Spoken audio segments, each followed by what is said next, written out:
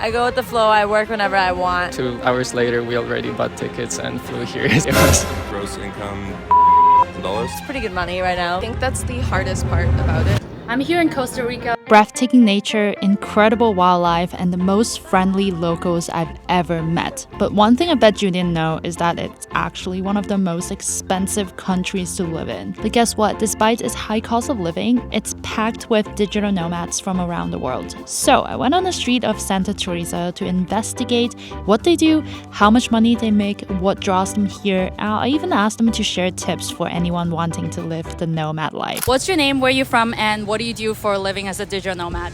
My name is Danica. I'm from Canada. I currently work online for 2 wellness companies, social media, customer service, anything to do with marketing. My name is Daniel. I'm from Poland. I've been working remotely for over 6 years. I've been a full-stack developer most of the time, and I'm starting to build my products like online business. Hey, my name is Sarah Rosenborg. I'm from Norway, from Oslo, Norway, and I'm a full-time videographer, photographer, and social media content creator. My name's Aaron De Silva. I currently live in Kelowna, BC.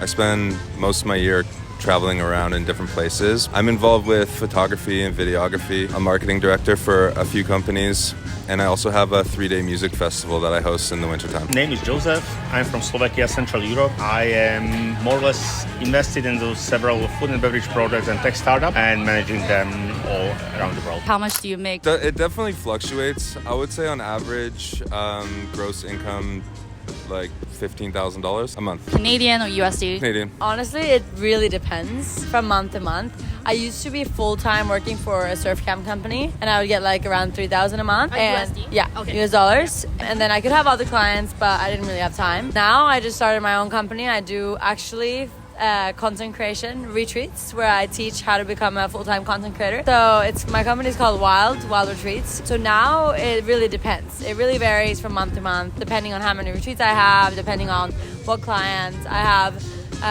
One client that I work with full-time every month, and that's this bikini brand. They pay like $2,000 a month for 2 reels, so it's pretty good money right now, but it's better to be freelance for sure.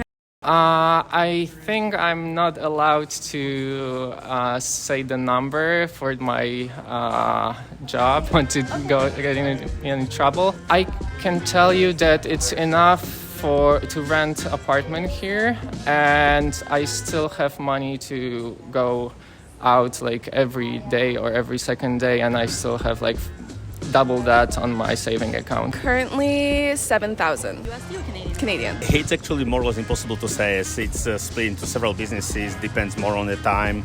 I don't have like a standard salary, but I'm able to make enough for myself. Most of that is actually just developing the value of the businesses, so it's not like a cash in every month, but it's doable. Why did you choose Costa Rica to work remotely? Oh yeah, that's a fun story. Me and my wife have been traveling across the world for a while, and she follows this girl from Poland that lives in Costa Rica.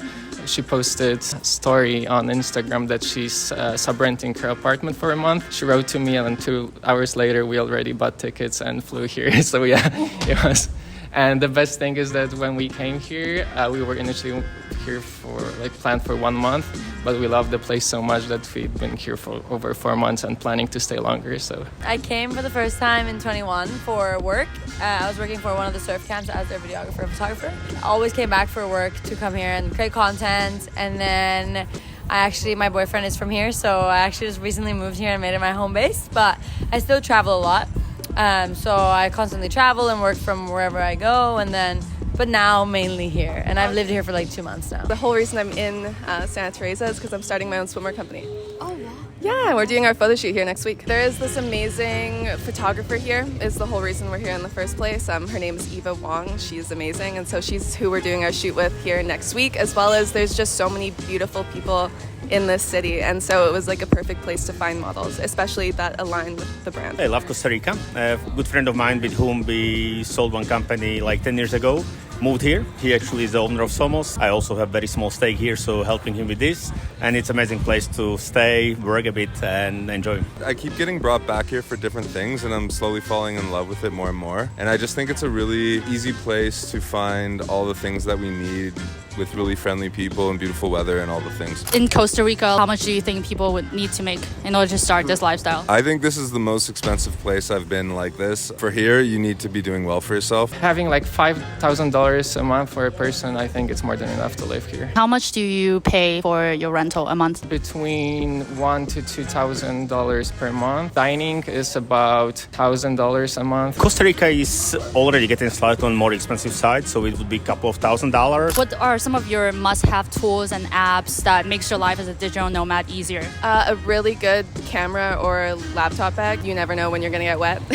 Notepad, Slack to communicate with clients or with people from my job. Right now I'm actually working on my website, so maybe Canva. I'm doing my website on Canva. That's a must to make like all my PDFs, all like Instagram stories, things like that for my company helps a lot. AirPods, obviously, travel. My mouse pad. I can't, I get like hand cramps if I try to use like my mouse pad on my computer all the time. Calcom is really great. Really easy to schedule meetings online. Is it free? I think so, yeah. Having the most recent iPhone is like the most important tool for somebody like myself because it is my pocket camera, my organizer, everything. It's basically your assistant, right, nowadays. CapCut for editing reels. I edit a lot on Premiere Pro as well. So Premiere Pro for like longer videos, more YouTube and stuff. I'm using DaVinci and Lightroom and Photoshop for my workflow on desktop, but for like quick edits and reels and just like, I call it bullshit content, that's just like, whatever, UGC style stuff. CapCut has come so far that like,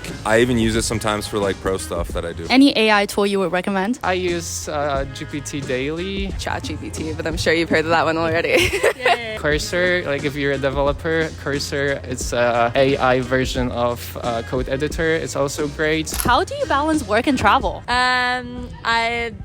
I don't know. I do both all the time. I think that's the hardest part about it is balancing work and travel. It feels like we're on vacation, right? In the beginning, it was hard for me to balance like what's vacation, what's fun, and like just traveling, and what is work. Like it was hard for me to like actually sit down and do work because it was, I just wanted to be social and have fun and all these things. But after a while, like you start getting used to it. And I spent 6 to 8 hours working on my daily job, so I usually do it either early in the morning or late at night. And then when I have free time, I work on my side projects. But most of the time, I try to spend it like here on surfing or stuff like this. I am super organized with how I lay out my days. So before I go to bed, I take a piece of paper and I write down everything I need to do in that day, and I don't deviate from it or else I never get anything done. And there's always something else to do at that, so unless I write it down, I plan my day, I'm screwed. I go with the flow. I work whenever I want. In a day-to-day, it's like I always have time to work, and I'm very good at always working when I have some time. I'm never just like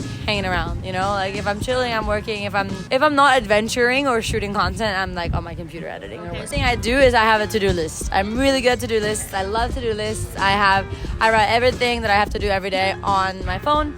And then if I don't get anything done one day, I just move it to the next day, and like I always like work on that every week. Which app do you use to make your to-do list? Just my notes. What's your typical day in the life as a digital nomad like? Well, today I woke up, did some Pilates and yoga on the deck of our Airbnb, and then worked for a little bit, walked about 35 minutes into town, and now we're here just grabbing lunch and working. The first thing, go surfing or do some gym. There are a lot of great activities here, like kind of like group gym stuff. And then I come here or work at house for a few hours, and late night I go out for sunset or stuff like this, and then work on my side projects usually. Surfing in the morning, and then coming to like a cafe like here, that's what we did today, and then doing some work on my computer, following up, posting on Instagram, all that stuff, and then probably like a surf again in the afternoon. Some days I have like full days where I just go shooting and I create a lot of content and like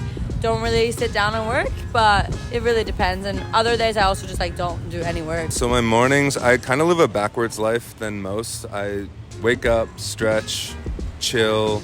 Like I don't touch devices for like at least an hour, and I usually have breakfast, and then I don't drink coffee till about noon, and that's usually when I start to work on stuff. When I deal with most of my like human or interaction things, like that's what I was doing when you were here, is just dealing with emails and calls and all that kind of stuff. And then throughout that, I like to take breaks and do like different exercises. Like I'll go to the gym or I'll do whatever like that, and then I'll have dinner, and then that's kind of coming into my like creative time, which is like typically from about 7 p.m. till about midnight. From midnight onward, I usually just chill again. I put the devices away and I just like listen to audiobooks or usually take a bath. That's usually a good one before bed, which is a life hack, like especially for dudes. I think women already like know this, but I'm just telling my friends like you should start doing this. But yeah, that's my typical day, and it does fluctuate, but I always make sure to get 8 hours of sleep, and I tend to do my creative in the night and my people things in the day, and my mornings are really slow. What other advice would you give to someone who is considering this lifestyle? Take the leap. I mean, if you plan and you focus on the what ifs, or what if this could happen, or what if I can't find a job, like you'll never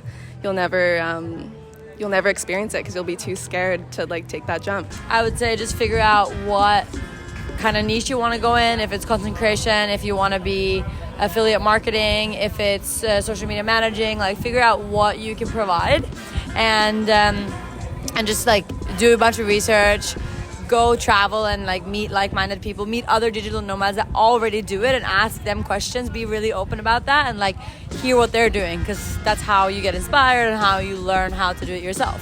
And then just be hungry, like always reach out to clients and tell people what you're doing, and be really open and out there. That's really important, I think. The main thing that people should focus on if they want to earn a lot of money, or if they want to have freedom to travel. And if they want freedom, then first look for a job that gives you freedom. Then you can build side projects. And if your side projects start earning more money than you need, then you can quit your job and work from anywhere. The most important thing is to find the balance, like what you asked before. And the thing is to never do more than one stuff at one time. So, for example, if you have to work, just sit there, do deep work, and leave your laptop at home and like don't go back to it. If you're looking for change, not to look at somebody who's already doing it and think I'll never get there, because that's overwhelming, but to really like speak to somebody who's in the place of where you want to be and work out like little baby step goals that you can slowly achieve so that you can get there, because anyone can, I shouldn't say I'm not anyone can do anything, but like within reason, of course. Like there is always a way to make these changes to live the life you want, but you really need to look at those baby steps and take them one by one.